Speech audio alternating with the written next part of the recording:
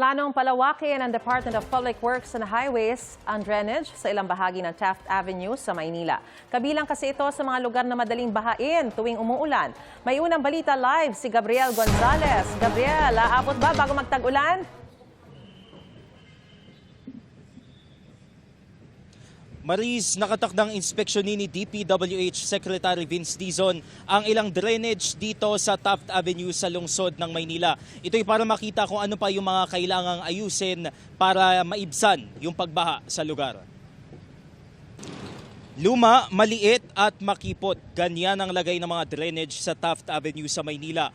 Dahil maliit ang water capacity, madalas bumaha sa lugar. Ayon sa DPWH, plano nilang palakihin ang mga drainage mula sa P.O. Campos Street hanggang Ayala Boulevard sa susunod na taon para mabawasan ang pagbaha sa bahaging ito ng Maynila.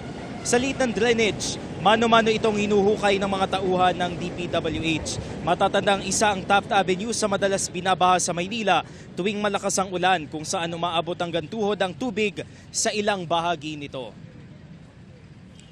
Maris, hindi pa sinasabi sa atin ng kagawaran kung magkanong budget ang ilalaan para dito sa gagawing rehabilitation ng mga drainage dito sa Taft Avenue. Dahil nagpapatuloy pa raw yung kanilang mga planning at mga pagpupulong hinggil dito.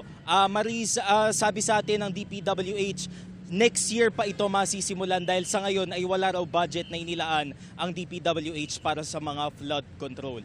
At yan ang unang balita mula rito sa Maynila. Gabriel Gonzalez, GMA News.